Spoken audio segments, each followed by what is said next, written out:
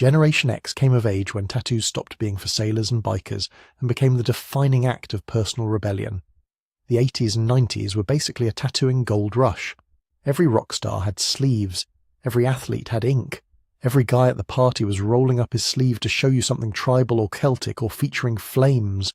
And yet, a significant chunk of Gen X men made it through all of it, completely unmarked. No tribal band, no barbed wire, no Chinese character they probably mispronounced. Nothing. And that choice, or non-choice, is way more psychologically interesting than anyone gives it credit for. Here's what most people assume. They assume these guys were conservative, scared, boring, maybe overly concerned with what their mum thought, but psychology tells a much more complicated and honestly more fascinating story.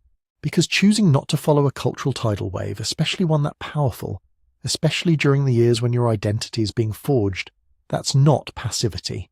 That's a specific kind of psychological wiring. Let's start with what researchers call identity foreclosure versus identity exploration. Psychologist James Marsha built on Erik Erikson's work to describe how people form their identities during young adulthood. Some people explore multiple versions of themselves before committing. Others latch onto a ready-made identity early and stop questioning. Now here's the interesting part. Tattoos in Gen X culture were often a shortcut to belonging. You got the ink, you joined the tribe. Instant identity, instant belonging, instant signal that said, I am this kind of person. The Gen X men who never got tattooed were often doing something harder. They were staying in that uncomfortable space of not yet, which requires a tolerance for ambiguity that not everyone has. Psychologists consistently find that people who score high in openness to experience and introspection are more comfortable sitting with an undefined self. They don't need the shortcut. They're okay being a little harder to categorize, and that ambiguity tolerance has real downstream effects on how a person moves through the world. There's also something happening with what psychologists call reactance. Psychological reactance is the mental alarm that fires when someone feels their freedom is being threatened. When a behavior becomes culturally expected, some people don't feel pulled toward it. They feel pushed away from it. The louder the crowd says you should do this, the more a reactant personality digs in and says, actually, I don't think I will. And Gen X culture was saturated with messaging about what a real man of the generation looked like. The tattoo was part of that package. So were the band shirts, the attitude, the whole aesthetic. For men with high psychological reactance, all that cultural pressure didn't create desire. It created resistance. Not because they were contrarian for sport, but because their brains are genuinely calibrated to push back when freedom feels like it's being corralled. This is the guy who, when everyone at work wears a certain brand, quietly switches to something different. Not to be difficult, just because something in him resists the herd. But there's another layer here that goes even deeper, and it involves how people relate to permanence. Tattoos are permanent. That's literally part of their appeal. They're a declaration that this matters enough to last forever. And a lot of Gen X men who skipped the ink were operating with a fundamentally different relationship to permanence and commitment to self-concept. Psychologists who study self-concept continuity find that some people have a very strong need to preserve a consistent self-image over time. They don't want to make declarations about who they are because they know they'll keep changing. They've watched themselves change. They have a kind of epistemic humility about their own identity. The guy at 22 who thought, what if I change my mind, was not being indecisive. He was actually engaging in remarkably sophisticated self-awareness. He was acknowledging that the self isn't fixed, that you at 50 deserves the same blank canvas as you at 25. And then there's the dopamine angle, because there's a reason tattoo culture spread the way it did, and it's not just aesthetics. Getting a tattoo is physically intense. It involves pain, anticipation, a ritual, a reveal, and a social response. That sequence fires the brain's reward system hard. The pain activates adrenaline. The completion triggers dopamine. The social attention that follows keeps the reward cycle going. For people whose brains respond strongly to that kind of embodied ritualized reward, tattoos are incredibly compelling. For people whose reward systems are less triggered by physical ritual and social performance, the whole thing just doesn't compute the same way. Their dopamine isn't chasing that particular loop.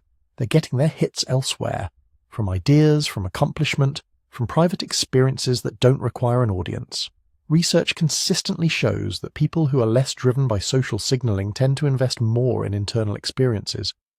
The absence of a tattoo might literally reflect a brain that doesn't need to externalize its identity to feel it. There's also a class and professional calculus worth naming honestly. Many Gen X men grew up watching their fathers navigate a world where appearance was a professional weapon or a professional liability. The tattoo, in that era, still carried real stigma in certain environments.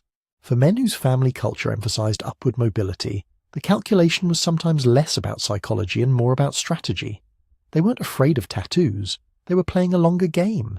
That's not cowardice. That's a different kind of intelligence operating. But here's what ties all of these threads together into something genuinely profound. The Gen X man who never got a tattoo was, in most cases, navigating the same fundamental human need as everyone else.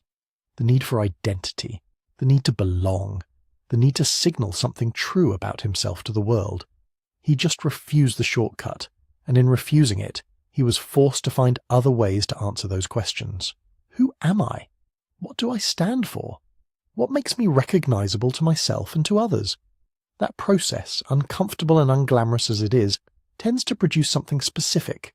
It tends to produce men who are deeply internally referenced, men whose sense of self doesn't require external validation to stay stable, men who, when the cultural tide shifts and the tattoo that seemed edgy in 1994 looks like everyone else by 2004, don't feel foolish because they never staked their identity on the trend in the first place. Psychologist Carol Dweck's work on identity and self-concept suggests that people who build identity through internal values and behavior rather than external markers tend to have more resilient self-esteem over time. The marker can fade or become embarrassing. The internal framework doesn't. There's something quietly powerful about a man whose identity lives entirely inside him. You can't see it. You can't photograph it. You definitely can't Google it. But it's there, and it's his. None of this means tattooed men have weaker identities or less psychological depth. Some of the most self-aware, internally grounded people on Earth have full sleeves. The ink itself is neutral. What's interesting is the specific psychological profile that emerges in men who came of age inside an enormous cultural wave and simply let it pass over them without jumping on.